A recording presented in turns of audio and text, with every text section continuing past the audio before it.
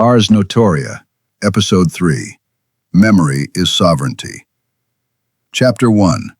The Stolen Continuity. You were not stripped of your freedom all at once. You were stripped of it moment by moment. Not through force, not through prohibition, but through something far quieter, through forgetting. Not forgetting facts, not forgetting names or dates, but forgetting yourself across time. There is a common belief that memory is simply storage, a mental archive you either have or don't have. This belief is false. Memory is continuity. It is the invisible thread that binds who you were, who you are, and who you are becoming into a single, stable identity. When that thread is weakened, the self fragments, and a fragmented self is easy to guide. Most people do not experience their lives as a continuous narrative.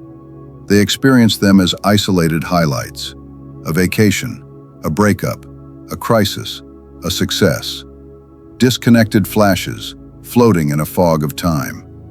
Ask someone to describe who they were 5 years ago, not events, but mindset, and watch how quickly clarity collapses. This is not normal, it is not natural, and it is not accidental. A mind without continuity cannot form long-range intention. It cannot plan deeply. It cannot sustain direction. It cannot resist short-term manipulation. It reacts instead of deciding. And reaction is the foundation of control. In earlier civilizations, memory was not a luxury. It was survival infrastructure. Before writing was widespread, memory was trained deliberately, systematically, and ritually. Not to pass exams, but to preserve culture, identity, and meaning across generations. Memory was not outsourced, it was protected. What we now call forgetting would once have been recognized as a cognitive emergency. Today, forgetting is normalized, even celebrated. We call it letting go, living in the moment, moving on. But there is a difference between releasing trauma and dissolving continuity. One heals, the other destabilizes. A society that forgets quickly becomes flexible, and flexibility, in the wrong hands, is vulnerability. Modern systems do not need you to forget everything. They only need you to forget slowly and selectively. Forget context, forget causality, forget how patterns repeat. Remember sensations. Remember outrage, remember pleasure, but do not remember trajectories. A population that remembers trajectories cannot be reset. This is why modern memory is shallow. Not because people are stupid, but because their encoding environment is hostile to depth. Information arrives too fast. Attention is constantly interrupted. Emotion is triggered without resolution. Memory requires stillness, repetition, meaning, structure. None of these are encouraged. Instead, you are trained to skim, to sample, to scroll, to react. Your mind becomes excellent at detection and terrible at consolidation. And what does not consolidate does not become yours. It passes through you, leaving no trace, except exhaustion. Over time, something subtle happens. You stop trusting your own memory. You outsource recall to devices. You rely on reminders. You search instead of remembering. Convenient, yes, but sovereignty is rarely convenient. When memory leaves the body, authority follows it. This erosion does not feel violent. It feels like fatigue, like distraction, like too much information. That is why it works. No resistance is triggered. Identity depends on memory density. The richer the internal archive, the stronger the sense of self. When memory thins, identity becomes porous. Opinions shift easily. Values adapt rapidly. Beliefs feel temporary. This is often mistaken for open-mindedness. In reality, it is instability. A stable mind can change views without dissolving itself. An unstable one changes because it cannot hold. Think carefully. If you cannot remember how you formed a belief, How strongly do you really hold it? If you cannot trace your own evolution, how do you know which direction you are moving? Without memory continuity, life feels busy, but empty. Full, but shallow. This is why so many people feel as if time is accelerating. It is not time. It is memory compression failure. When memories are weakly encoded, time collapses. Weeks disappear. Months blur. Years feel unreal. Life speeds up because nothing lands. A person who remembers deeply moves slowly, but decisively. A person who forgets rapidly moves fast, but nowhere. And speed without direction is not freedom. It is drift. Here is the most uncomfortable truth. A mind that cannot remember deeply cannot be fully free. Because freedom requires comparison, past to present, intention to outcome, pattern to pattern. Without memory, there is no leverage, only impulse. You were not born with weak memory. Your memory was starved of attention, starved of structure, starved of respect. And yet, it is still there. Dormant does not mean destroyed. This discomfort you feel, this sense that something is missing, unfinished, thin, is not nostalgia. It is not anxiety. It is recognition. Your mind knows it is operating below capacity. Episode 3 is not about tricks. It is not about productivity. It is not about becoming smarter. It is about restoring continuity. Because once continuity returns, everything else becomes possible. But first, you must see what was taken. Memory is not storage. Memory is sovereignty. And sovereignty begins with remembering who you are, across time. Chapter 2. Attention is the gatekeeper. Memory does not fail on its own. It fails because something stands in front of it. That something is attention. If memory is sovereignty, then attention is the border control. Nothing enters without passing through it. Nothing stays without its permission. And today, attention is under constant assault. Most people believe attention is passive, something you have or lose. This is incorrect. Attention is an active biological process, one that decides what becomes real inside your mind. What you attend to is what your brain assumes matters. What you ignore is treated as non-existent. Memory follows this decision blindly. This is why no memory technique works in a damaged attention environment. You can repeat facts endlessly. You can read faster. You can take notes. If attention is fragmented, encoding will always be shallow. The mind cannot record what it never truly met. Modern attention is not broken by accident. It is systematically fragmented. Not destroyed, fragmented. This distinction matters. A destroyed system triggers alarm. A fragmented one feels normal. Consider how often your focus is interrupted. Not violently, not obviously, gently, continuously. Notifications, tabs, feeds, background noise, low-grade urgency. Each interruption seems harmless, but attention does not reset instantly. It fractures. Every fracture reduces depth, and depth is what turns experience into memory. The brain evolved to attend in sustained arcs, long enough to build meaning, form associations, create spatial and emotional context. This process cannot be rushed. When attention is pulled away too early, encoding stops halfway. What remains is residue, not memory. This is why modern recollection feels thin. You remember that something happened, but not how it connected. The emotional texture is gone. The reasoning path is missing. Only the surface remains. Multitasking is often praised as intelligence. It is not. It is attention switching, and switching has a cost. Each switch leaves fragments behind. The brain never fully arrives anywhere, and memory requires arrival.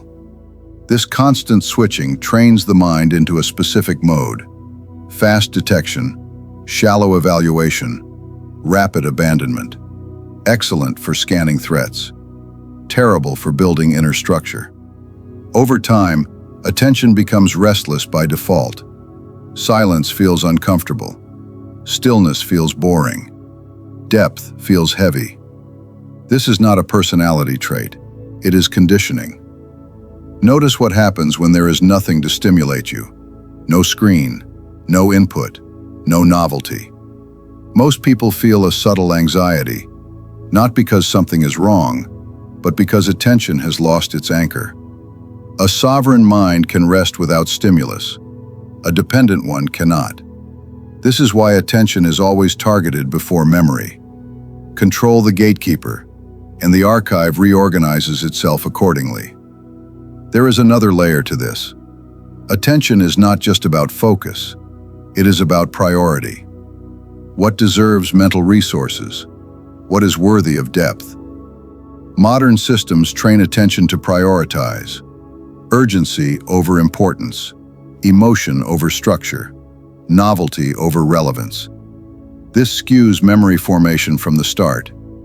You remember what excites you, not what empowers you. Emotion alone is not enough. Emotion without structure produces vivid but unstable memories. This is why outrage is unforgettable, but rarely useful. The system exploits this. Strong emotion, no integration. The memory burns bright, then collapses. True memory formation requires calm attention, not excitement, not stress, presence. This is uncomfortable for a distracted mind, but without presence, sovereignty is impossible. Attention also determines time perception. When attention is fragmented, time accelerates. Days blur, weeks disappear, nothing consolidates. Life feels fast because nothing is being kept. This is not a mystery. A mind that never fully attends cannot fully remember, and a mind that cannot remember deeply cannot accumulate power. This is why attention is defended so aggressively by external systems. Your attention is not valuable because it is scarce. It is valuable because it decides what you become. Reclaiming memory does not start with techniques. It starts with attention rehabilitation. Not forcing focus, not suppressing distraction, but rebuilding the capacity to stay, to remain with a thought, with an image, with an idea, until it roots. Only to recognize this. Every moment of real attention is an act of resistance, because it denies fragmentation. And fragmentation is the condition required for control. In the next chapter, we will look at how memory is actually encoded, and why most learning fails before it even begins. But for now, this is the line that matters.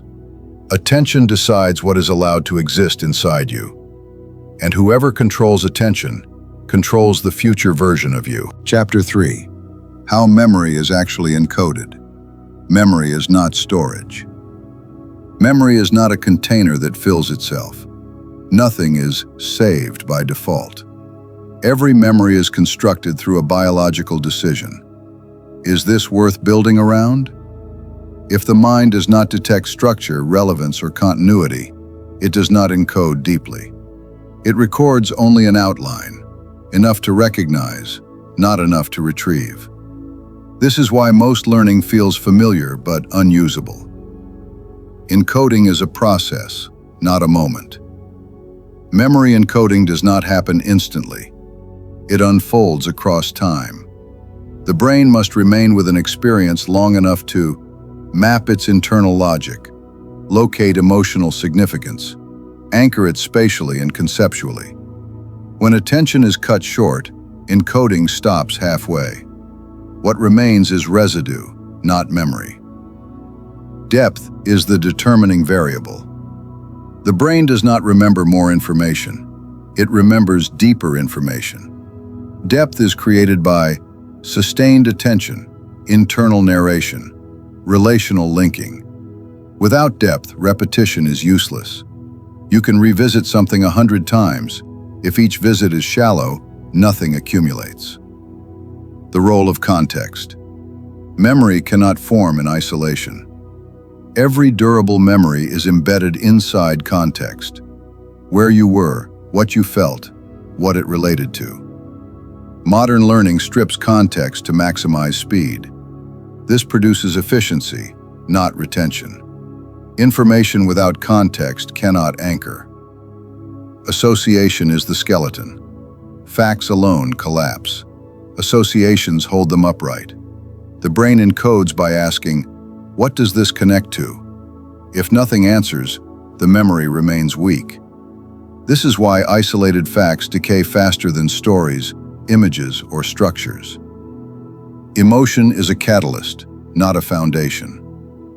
Emotion increases encoding only when paired with structure. Emotion alone produces intensity, not stability. This is why traumatic or outrageous events are vivid but fragmented. Without integration, emotional memory becomes unstable and unreliable. The speed trap. Fast learning feels productive. It is usually hollow. Speed prevents the brain from completing its encoding cycle. When information moves faster than meaning can form, memory never finishes assembling. Velocity kills permanence. Why repetition often fails.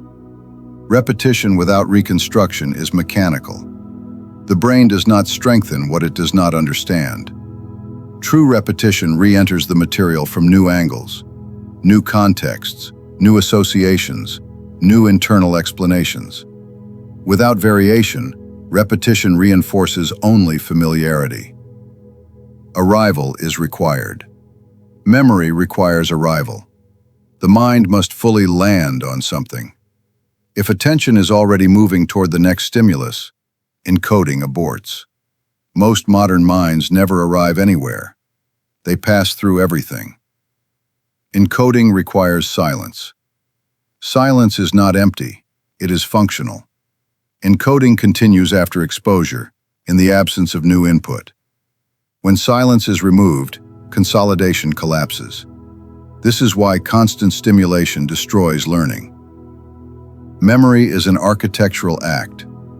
The brain builds memory like architecture. Foundations first, then structure, then reinforcement. Modern learning skips foundations and demands results. The structure never holds. The consequence. A mind that cannot encode deeply, cannot accumulate power, cannot build internal models, cannot escape surface-level thinking. This is not a failure of intelligence. It is a failure of conditions. And conditions can be rebuilt. Chapter 4. The architecture of durable memory. Memory is built, not collected. Memory is not a passive accumulation of experiences. Nothing is picked up by the mind accidentally. Every lasting memory is constructed, deliberately or not, through an internal architecture that determines what is allowed to remain. If no structure is built, nothing stays. This is why exposure alone does not produce learning, and why intelligence does not guarantee retention. Without architecture, the mind leaks. Why most knowledge collapses over time. Most learning fails silently, not immediately, not dramatically. It decays. The reason is not forgetting, it is structural weakness. Information that is not supported by internal frameworks cannot withstand time, stress, or interference. It collapses under its own weight.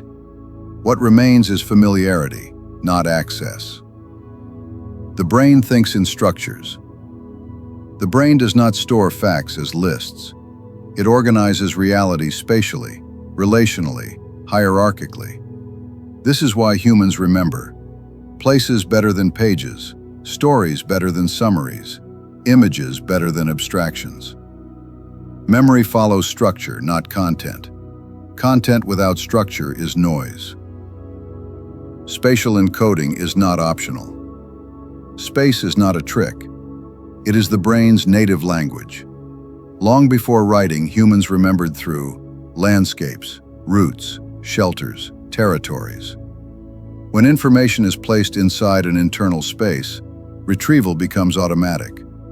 When it is not, recall depends on effort, and effort fails under pressure.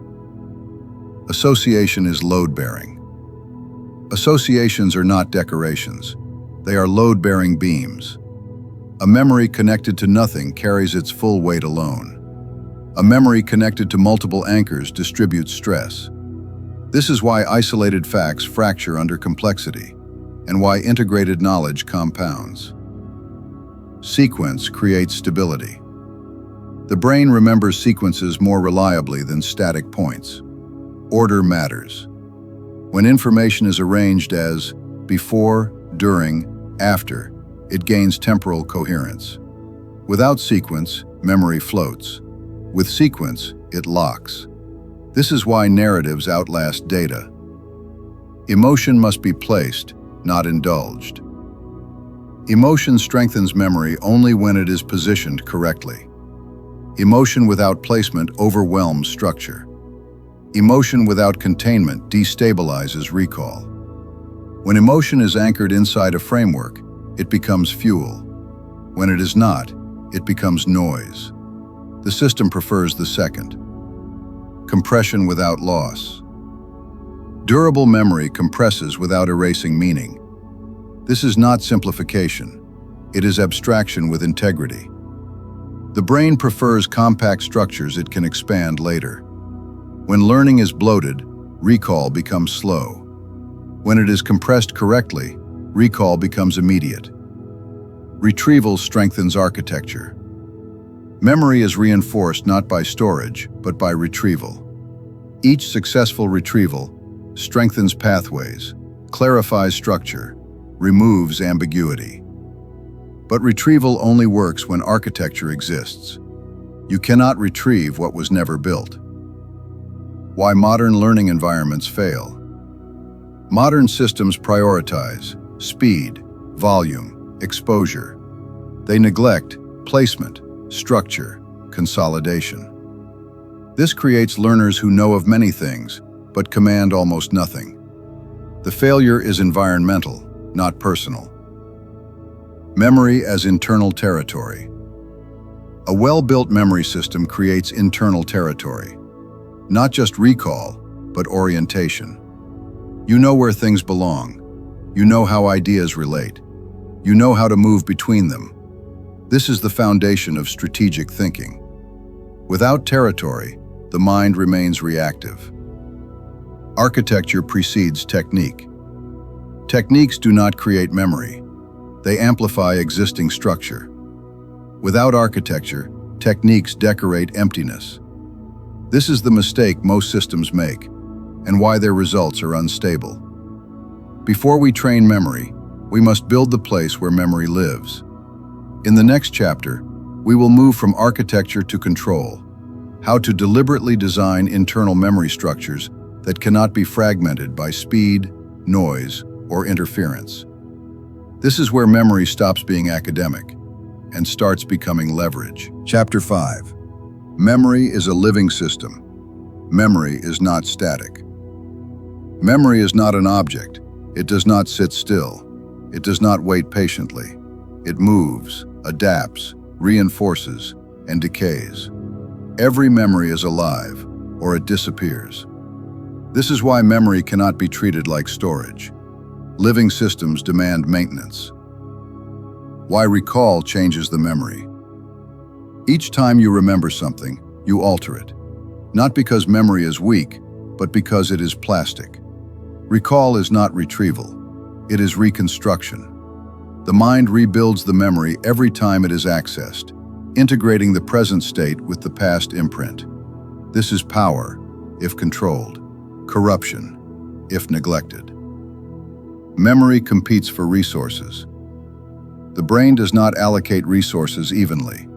Memories compete for energy, for relevance, for survival. What is revisited strengthens. What is ignored fades. This is not cruelty, it is efficiency.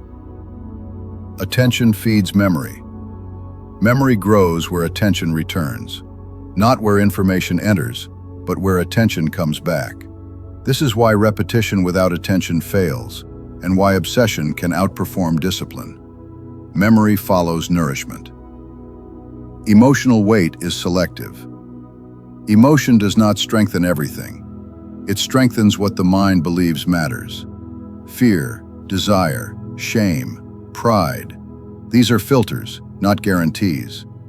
Emotion amplifies memory only when aligned with meaning. Otherwise, it burns and vanishes. Time is a memory multiplier. Time does not weaken memory by default. Unstructured time does. Memories spaced correctly grow stronger. Memories crowded together blur. Spacing is not delay, it is optimization. Why stress distorts recall. Stress narrows perception. It prioritizes survival over accuracy. Under stress, the brain remembers outlines, not detail. Threat, not nuance. This is useful in danger, disastrous for learning. Memory requires rest. Rest is not inactivity, it is integration. During rest, the brain reorganizes, strengthens connections, and removes noise. Without rest, memory remains fragile. This is why exhaustion mimics stupidity. Forgetting is functional. Forgetting is not failure, it is pruning.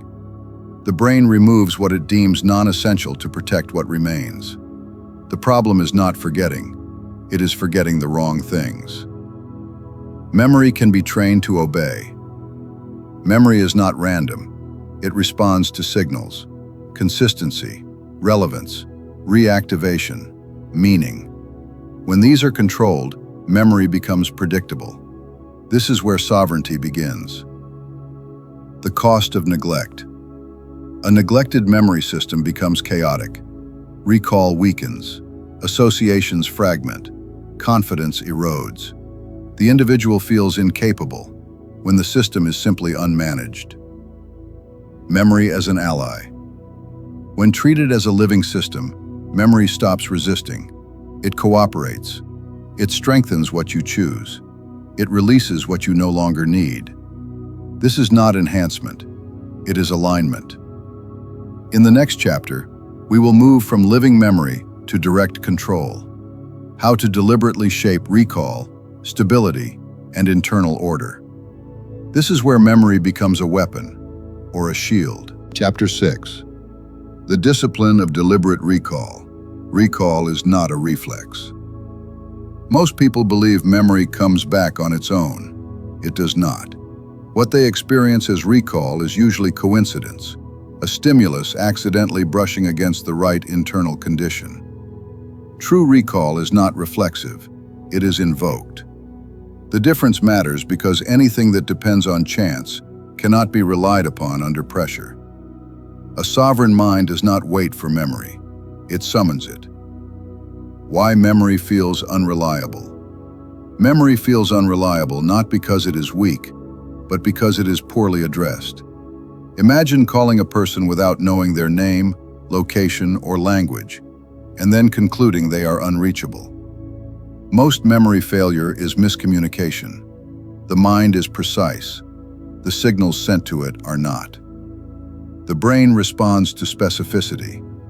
The brain does not answer vague requests. Try to remember is not a command, it is noise.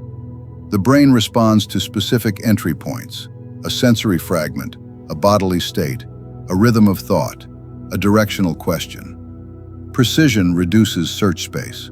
Search space determines speed. Why force backfires? Effort is not neutral. Excess effort activates stress circuits.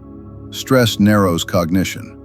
When you strain to remember, you are biologically telling the brain, something is wrong, prioritize threat. Memory is deprioritized immediately. This is why panic erases recall, and calm restores it. Memory is state-dependent. Recall is conditional. The internal state during encoding leaves a signature: breathing rhythm, muscle tone, emotional baseline, tempo of attention. When the present state mismatches the encoded state, access weakens. This is not psychological. It is neurological. Change the state, and memory either opens or closes. Entry is often indirect. Direct access to memory is rare. The brain prefers side entrances. This is why. A smell unlocks childhood. A melody retrieves forgotten years. A posture relives old competence. Indirect cues bypass resistance. A trained mind learns to approach memory obliquely, not head-on. Recall is a training act. Each successful recall alters the memory. It does not merely retrieve it, it reinforces the access path. This is why recall improves with use and degrades with avoidance. Memory obeys practice, not intention. Why pressure blocks access? Under pressure, the brain compresses priorities. Survival patterns override complexity. Speed overrides nuance. Familiarity overrides accuracy. This is why intelligent people blank in exams, interviews, or crises. The memory is intact. The access route is closed. Slowness as a control mechanism. Control does not come from speed. It comes from slowing the internal environment. One slower breath, one longer pause, one refusal to rush. This creates space, and space allows memory to surface intact. Urgency collapses recall. Deliberate pacing restores it. Recall is opportunity for reorganization. Every recall window is also a maintenance window. When a memory is accessed consciously, it becomes malleable. Connections can be strengthened, errors corrected, context expanded. This is not distortion, it is upkeep. Neglected memories decay. Maintained memories evolve. Consistency builds obedience. Memory systems learn expectations. If recall is demanded inconsistently, results are inconsistent. If clarity is accepted, vagueness persists. But when the mind is trained to deliver, clearly, calmly, on command, it adapts. Memory becomes cooperative. From recall to authority. At this stage, memory is no longer a passive resource. It is an instrument. The mind no longer searches, it selects. This is authority, not over information, but over internal order. In the next chapter, we move beyond conscious recall into automatic access. How memory can be structured to surface without effort, without delay, even under pressure. This is where training becomes instinct. Chapter 7.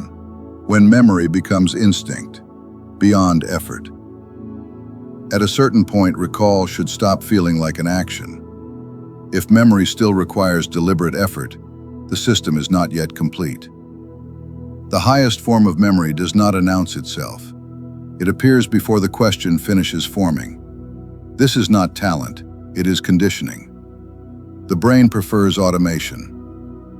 The brain is not designed to consult itself repeatedly. It automates what is used often and what is trusted to be correct. This is why you do not recall how to walk. You simply move. Memory, when structured correctly, follows the same logic. What is repeatedly retrieved under stable conditions is eventually released from conscious supervision. Instinct is compressed intelligence. Instinct is not primitive. It is compressed intelligence. Years of experience distilled into immediate response. When memory becomes instinct, complex evaluation happens invisibly, below awareness, without delay. This is the goal. Why most knowledge never automates. Most learning never reaches this stage, not because the learner is incapable, but because the conditions are wrong. Automation requires consistency, clarity, repetition without contradiction. Modern environments provide none of these. As a result, knowledge remains fragile and slow. The threshold of trust. The brain automates only what it trusts. If recall feels unreliable, the system keeps it under conscious control. Hesitation prevents automation. Confidence, earned through accuracy, releases it. This is why sloppy learning never becomes instinct. Pressure reveals the level. Instinct appears under pressure. Conscious memory collapses when time is limited. Instinct does not.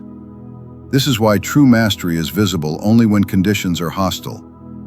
If knowledge disappears under stress, it was never internalized. Repetition with identity. Automation accelerates when memory aligns with identity. When knowledge becomes how I think rather than what I remember, the brain protects it. This is why beliefs persist more strongly than facts. Instinct lives at the identity layer. The role of silence in automation. Automation forms in silence, not during consumption, not during stimulation, but in the spaces where the mind repeats itself without interruption. This is why modern noise prevents instinct formation. Instinct requires internal rehearsal, often unconscious. When memory moves first.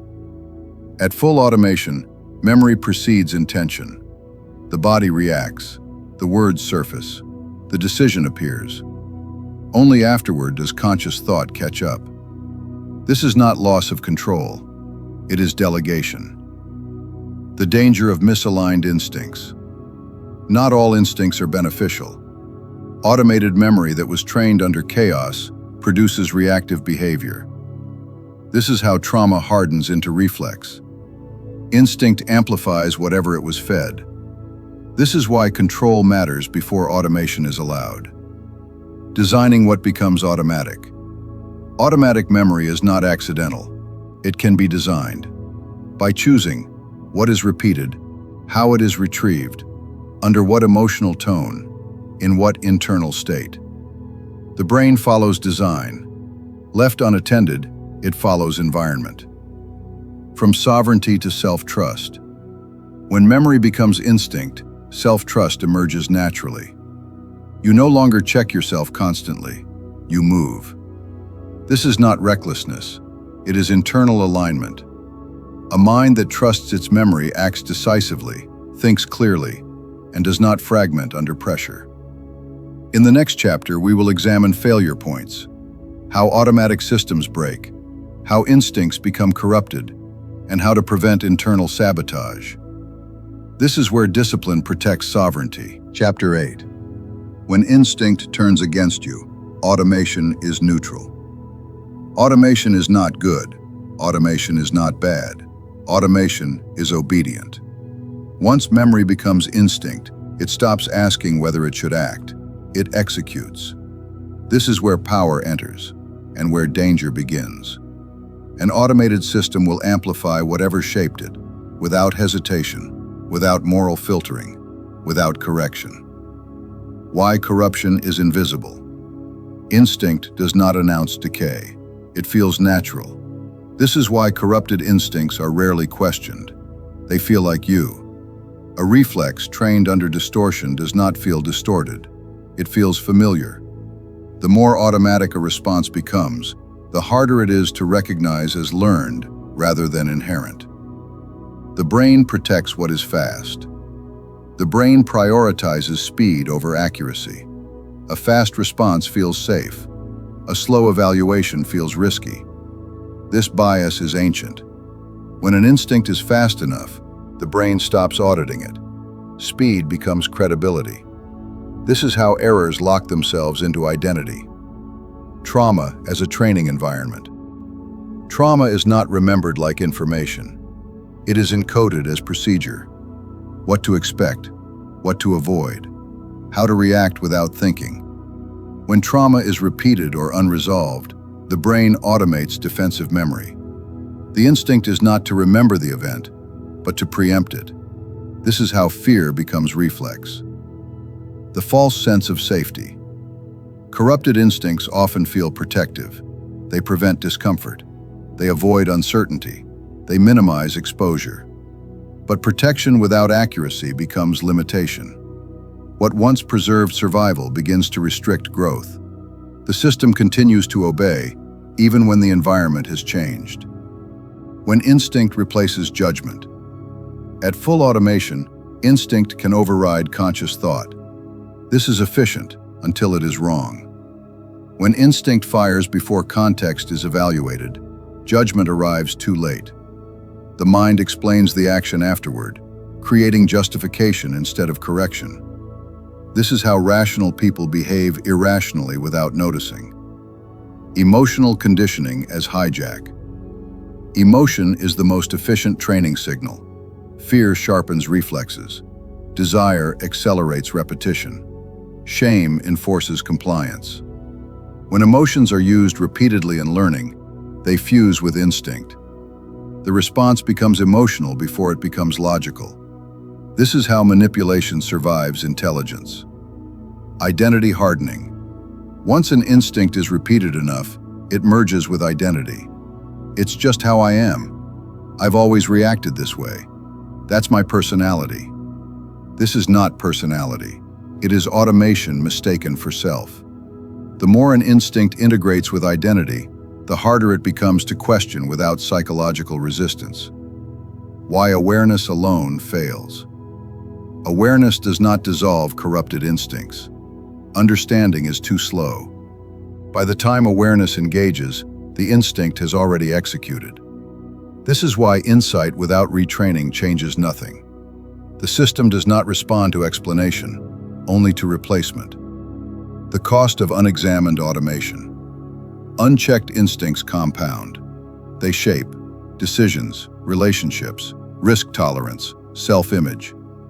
Over time, life begins to orbit automated responses. The individual feels trapped by circumstances, when in reality, they are enclosed by reflex. This is not fate.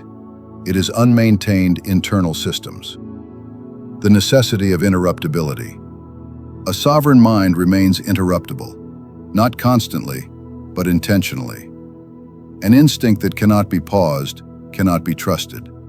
True mastery is not permanent automation, but conditional automation. Instinct must answer to override signals. Discipline before liberation. Before instinct can be trusted, it must be disciplined. Before automation is embraced, it must be audited. Freedom does not come from removing control, but from placing it correctly. Only then does instinct serve rather than dominate. In the next chapter, we will move into safeguards, how to design internal override systems, how to interrupt corrupted patterns, and how to retrain instinct without destabilizing identity. This is where power becomes sustainable. Chapter 9. Safeguards. Designing a mind that cannot be hijacked. Why power must be contained. Any system capable of speed is capable of damage. This is not a moral statement, it is mechanical.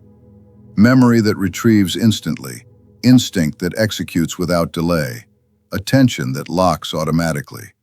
All create momentum. Momentum is useful only when aligned. Once misaligned, momentum becomes inertia, and inertia resists correction. Safeguards exist to prevent misalignment from becoming destiny. Instinct without brakes is not mastery. Instinct feels like mastery because it removes effort. But mastery without interruption is incomplete. A system that cannot slow itself, cannot pause itself, cannot disengage itself is not sovereign. It is automated. Sovereignty requires not just action, but selective inaction. Why awareness is an inadequate defense. Most people rely on insight as protection. They believe, if I understand myself, I will stop. This fails under pressure. By the time awareness registers a reaction, the reaction has already shaped behavior, language, tone, decision. Safeguards must operate before thought, at the same depth where instinct fires. Anything slower is commentary. Interruptibility as a structural requirement. The first safeguard is not discipline. It is interruptibility. The ability to halt an action after it has begun, but before it completes. If an internal response cannot be interrupted mid-flight, it is not a skill. It is a compulsion. Interruptibility is the line between control and capture. The micro-timing window. Every automatic action contains a narrow window. a fraction of a second between initiation and commitment. This window is invisible to untrained awareness, but it exists. Safeguards are not placed in reflection. They are placed in timing.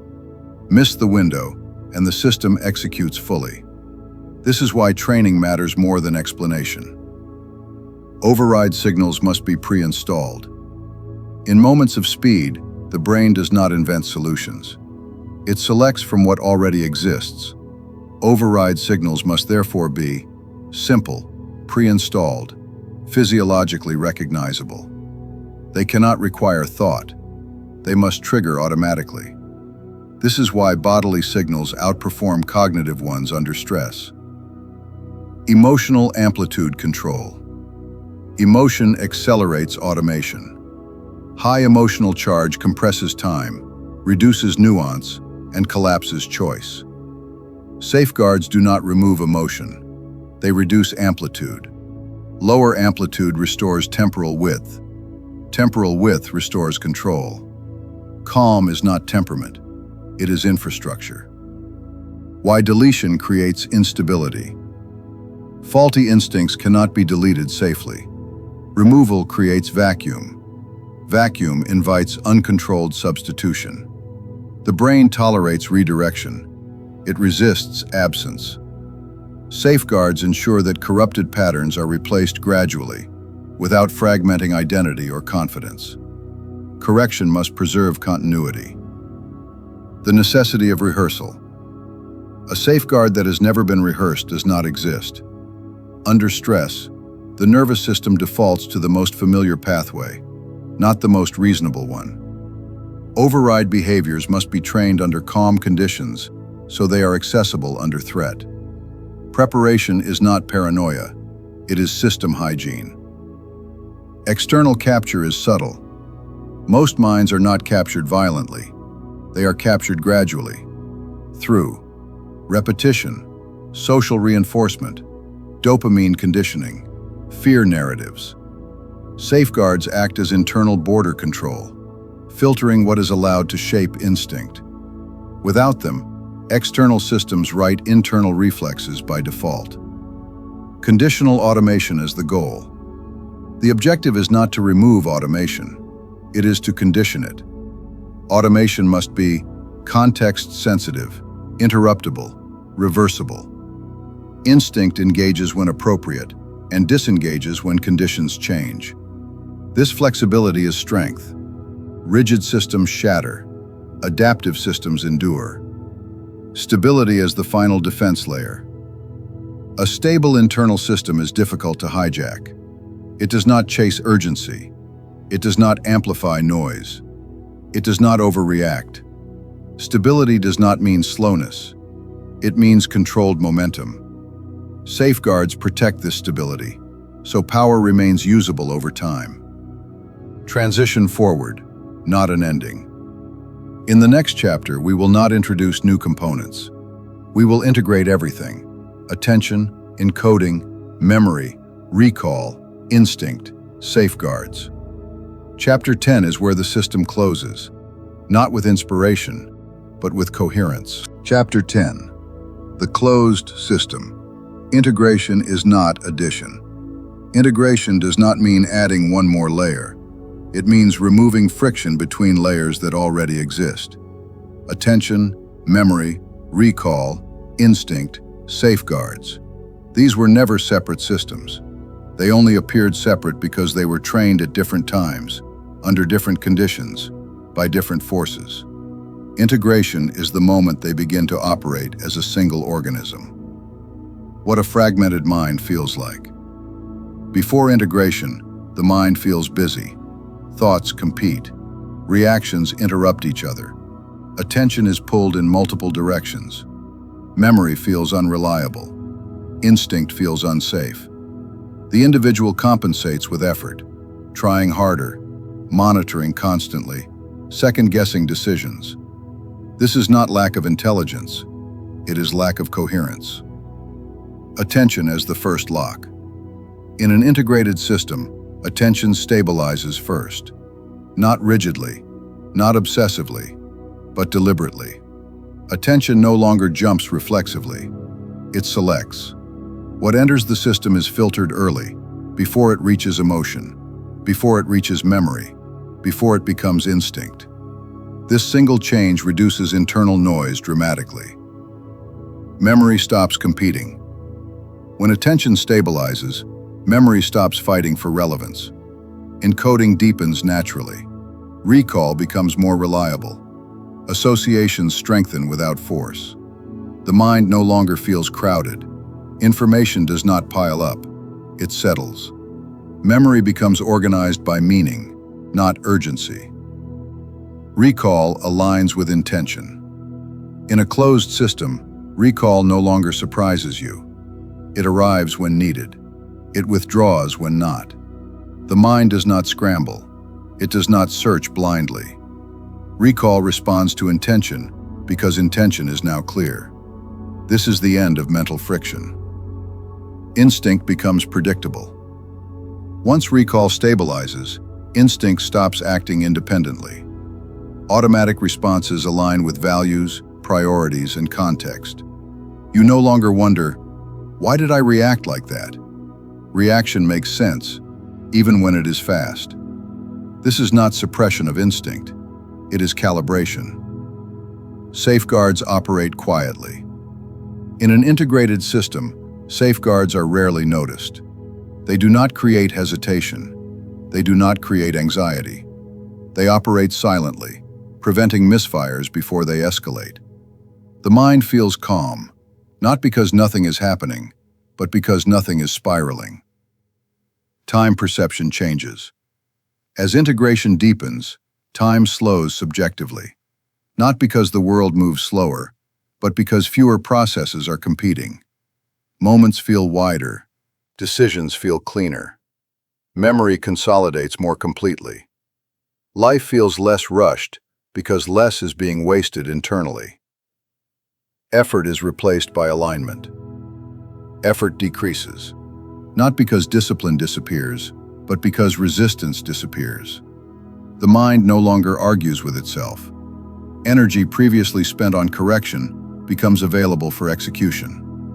This is why integrated systems feel powerful without feeling tense.